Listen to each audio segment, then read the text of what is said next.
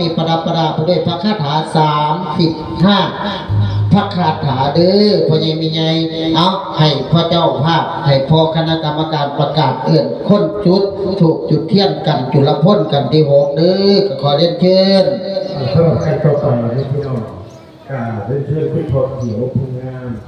นะครับคุณพ่อนิ่มเสาทองกับเพียรบูชาการต่อไปนี่เป็นก็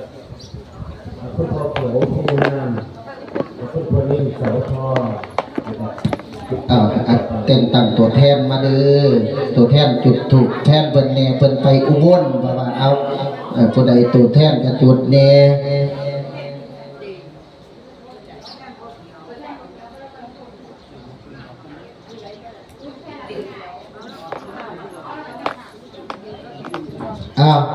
กันจุลพ่นจุลแปลว่าน้อยพ่นแปลว่าปลาน้อยอีตาภาพสิมนปลาละบัดนี้ย่านเมียนี้ก็ได้จำเป็นต้องไปขอเนาะขอการถาดรับไส้ที่ออกไปเดินทางไปพ่อยังกันจุลพ่นบ่มีมองเล่นกันมหาพ่นก็บ่มีมองเล่นก็สิให้ลูกศิษย์ว่าแทนนำหลวงพี่ธนโชคเพิ่นกำลังหัดเทศอยู่นิมนต์ให้เพิ่นว่าเด้อพ่อใหญ่แม่ใหญ่เอาว่าซอยกันไป2กันก็คือกันจุลพ่นจุลพ่นหมาในพันจุลพ่นสิกัดชูโชคแล้วก็กันไปถามทางพระฤาษีเนาะเอากันที่6กันจุลพ่นก็ได้เริ่มต้นขึ้นแล้วเด้อตีของรับกันยกมืออนุโมทนาสาธุนำกันเด้อสาธุเอาขอนิมนต์พระอาจารย์ธนโชคโยมพ่อโยมแม่บัดนี้ขึ้นกันที่6เด้อกันจุลพลมีทั้งหมด35ประคาถาพระลูกพระหลานกับมหัดนำพ่อแม่ครูบาอาจารย์มวลบ่มวลกับอุตสาห์ฟังสะก่อนเด้อโยมพ่อโยมแม่บัดนี้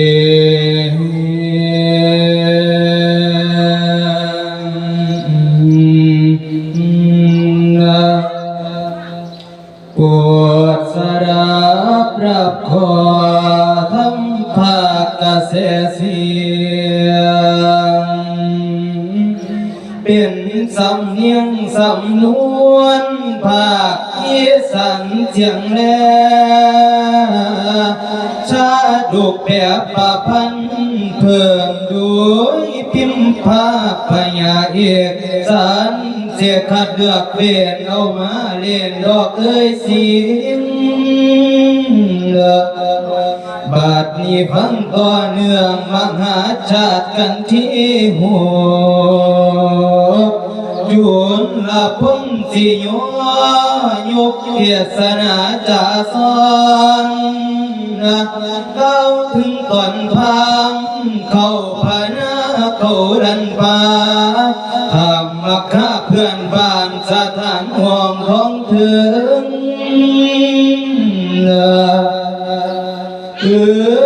ไปหอดยังเมืองกวางสีพินับคนเดียดถามถึงบนพระเวทอย่างพนังไม่ระวังใดนะทั้งเถือกก่อนยืนและทอนไม่เขาฟาดน้ำบทสงสารพวกขอท่านชูชก6สถานดอกดินบ้านเขาสิรำคัญลุ่มขาพังมานากะใจต่างขาสวกข้างเรียนดิวคิ้วไม่นั่นบนไป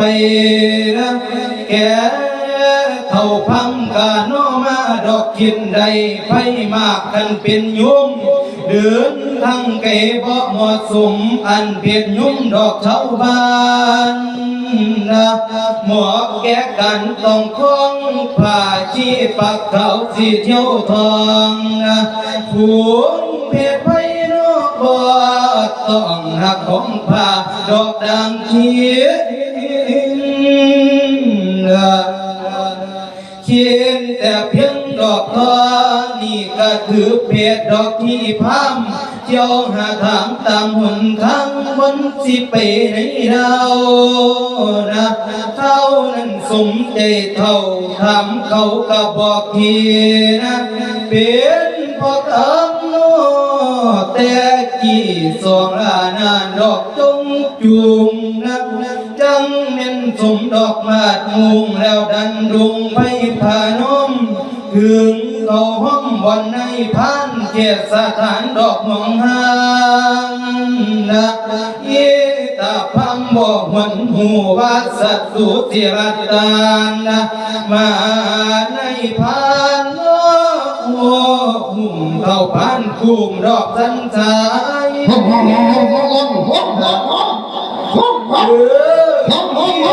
แจกกูดอกให้เต็มใจพอปานเสือ